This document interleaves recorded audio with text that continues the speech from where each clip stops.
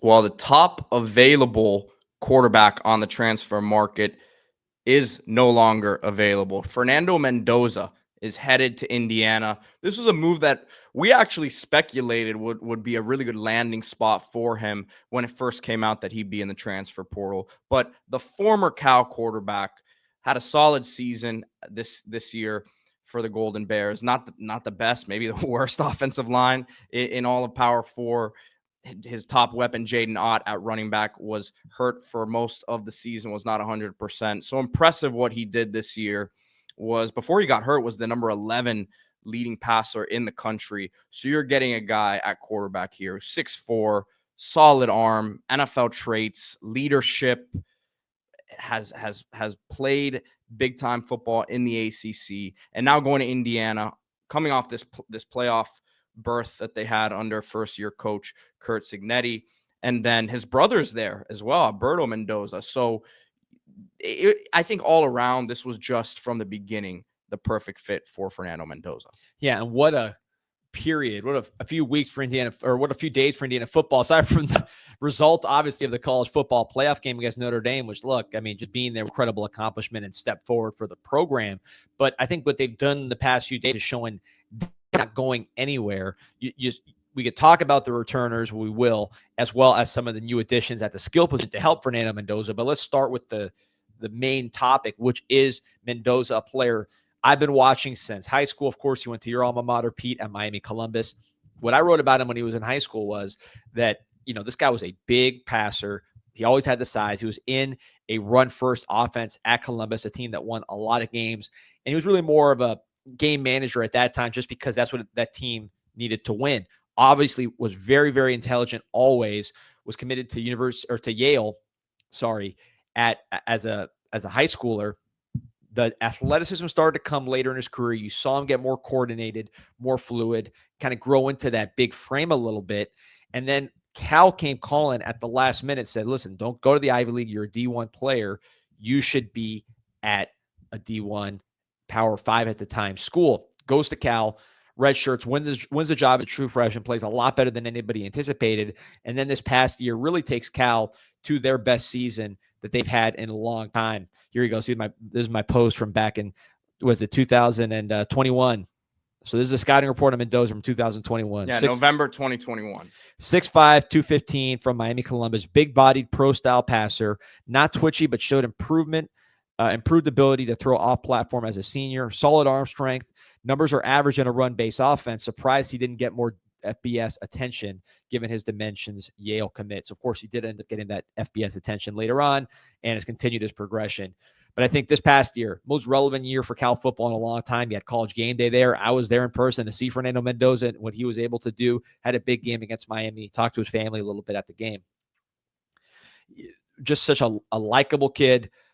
His post game after that Cal Stanford comeback went viral. Just a guy with a lot of intelligence. Again, Yale commit, great energy, very, very popular at Cal. They had a burrito named after him, and I think he's going to bring that to Indiana. But what jumps out to me, he's one of the top players in the portal, one of the top quarterbacks in the Big Ten day one. I think his upside is not being talked about enough. This is a guy who was, again, a Yale commit. He was not a five-star since birth, growing into his body, getting more and more athletic every year. His arms gotten stronger every year. You saw his ability to run for first downs, which he did at a very high clip at Cal. Underrated athleticism. Go watch his highlights and see some of the runs, including what he did against Miami and Reuben Bain. He is a much improved athlete. I think as he gets stronger, more conditioned, he's going to continue to improve. He's talking to people who have interviewed him, been around him, national college football type people. They say they've never seen a guy more committed to getting better than Fernando Mendoza. So he's very good now. He'll be one of the top quarterbacks in the Big Ten day one. He's going to stabilize the ship there at Indiana following the departure of Curtis Rourke. But I think his ability to get even better and potentially be an NFL type prospect is underplayed. He's a sure thing, but he's also not a finished product. And obviously this starts with the quarterback position. And I think that helped with some of these guys who had decisions on whether or not to return or head to the next level. Mikhail Kamara, he's one guy who's coming back, had 10 sacks this year. Aiden Fisher, another one. And then they added a couple other guys in the portal. But talking about some of these returners here, and defensive side of the ball was a big part of Indiana's success this year. Yeah, with Kamara Fisher, these are guys that James Madison transfers, Virginia guys, they brought a lot of that culture over from the success that Cignetti had at James Madison to Indiana. I mean, 10 sacks, All-America, Ashburn VA native. Then Aiden Fisher, 118 tackles, just a tackling machine. You saw him everywhere when you watch Indiana on film. 5.5 tackles for loss from Fredericksburg.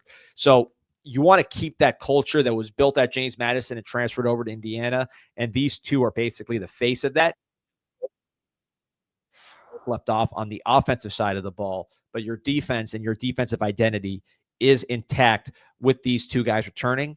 Then also you want to add skill position support to help your new, very expensive quarterback. And I think they certainly did that.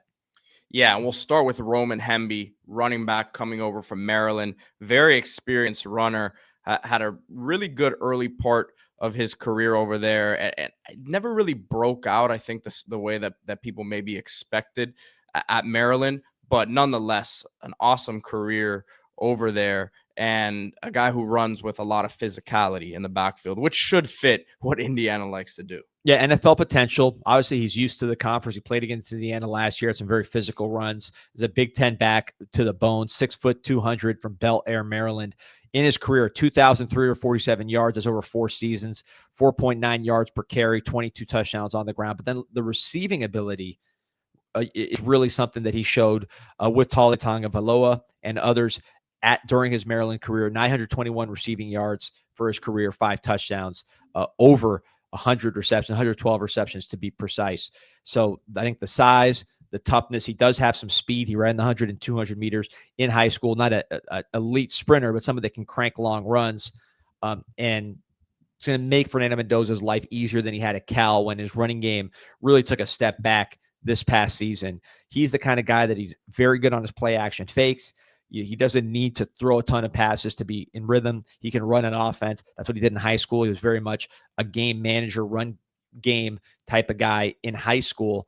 Mendoza was. When he got to college, he was forced to throw more. So I think handing off to Roman Hemby is not going to be unusual for him. That's something he can do. That's going to help augment his passing game, especially his downfield passing game, which got a huge jolt from another skill position pickup. And look, when I said Hemby, didn't necessarily break through like we thought at Maryland. He had a great career there, but had 900-yard season his sophomore year, and then 600 plus the last couple of years there. So never got over that 1,000-yard mark. Not to say that doesn't make you that makes you a great running back or not, but I think that this is a guy that some people kind of forgot about this last season. And look, that 1,000-yard mark could be in the cards here at Indiana. So it's exciting to see him join this situation. There's no more of a sure thing you're going to get as a Big Ten running back on the portal than Hemby. So this could be a situation where, look, Mendoza and Hemby are both proven commodities, but I think they can do even more together and as part of this great program and great culture that Coach Cignetti's built over there in Indiana. And then they got him a pass catcher as well, as Mekhi Jackson comes over from App State, had 46 receptions for 745 yards and 5 touchdowns this year. Also had a rushing touchdown. This is a guy who 2 years ago in 2022 as a freshman had 85 catches for 991 yards and 8 touchdowns. Yeah, big play guy, 16.2 yards per catch last year. Big body guy. He's listed at 6 foot 200. He looks bigger than that on tape. Croydon, Pennsylvania native, 1 year of eligibility. But I think when you watch him on tape, he shows the ability to go up and get over guys, to use his body. I think Mendoza, you talk about the running game with Hemby, Mendoza's ability to play action pass. We saw it in person. We went to that Cal game, saw Mendoza really hurt Miami off of some of these play action fakes.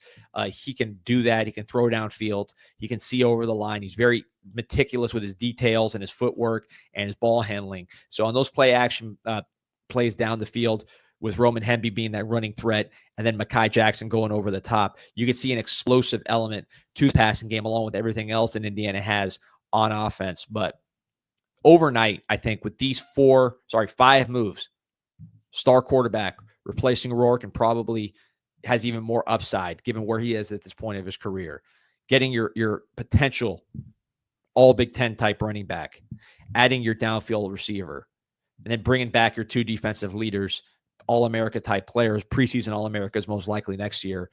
The foundation is there for Indiana to, I'm saying they're going to repeat and be in the playoff again, but to go back to where Indiana's been in recent history, I don't think this is anywhere close to that. These moves have secured Indiana as one of the top programs in the Big Ten going forward. If you're an Indiana fan, you got to be ecstatic, not just about everything that happened, but about the possibility that this is a stable thing that's built to last.